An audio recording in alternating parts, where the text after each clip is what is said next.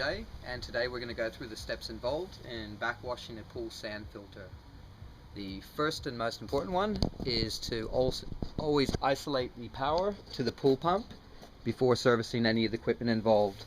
So this is the pool pump. If I'm not sure how to isolate the power, I can just chase back the cable and see it goes up into the chlorinator. So one easy way is always, if it's at the chlorinator, to switch it to the off mode on the chlorinator. They all have different dials and settings. If you're not sure, the safest way is to isolate the chlorinator itself at the power, so to just switch that off, or otherwise unplug the pump. So one of those methods is fine. Probably the best, safest method is to unplug the pump if you're satisfied you've chased it back to the correct area and it's easy to access, or to turn it off. If it's running, always turn it off at the main. Okay, next is to identify the waste line coming from your multi-port valve on the top of the filter. It's labeled on the side of the multi-port valve often, or it's the one with a sight glass. So this one goes out here and it returns out here. So we can remove this grate, so that way there's no excessive splashing around the client's property. In the waistline, if there is a valve located in the waistline, we need to open it if it is in the closed position. So with this two-way valve, we just depress it and turn 90 degree to the closed position, which allows it open.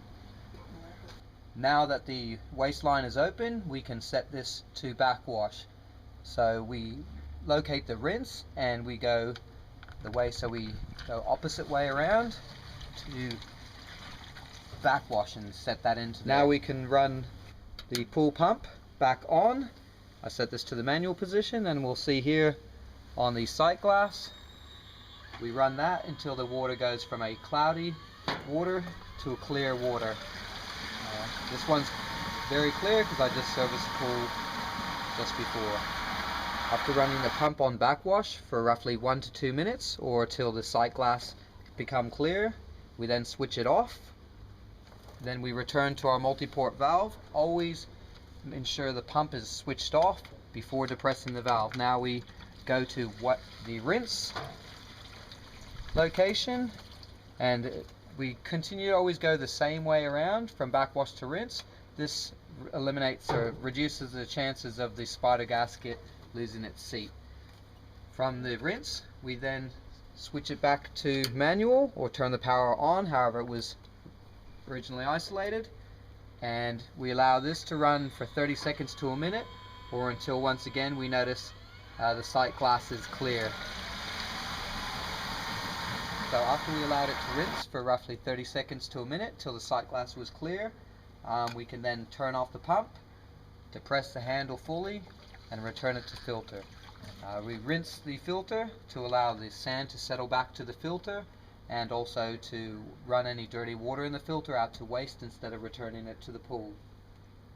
Now back on filter, we can switch the pump back on, and we can check, ensure that it's operating correctly.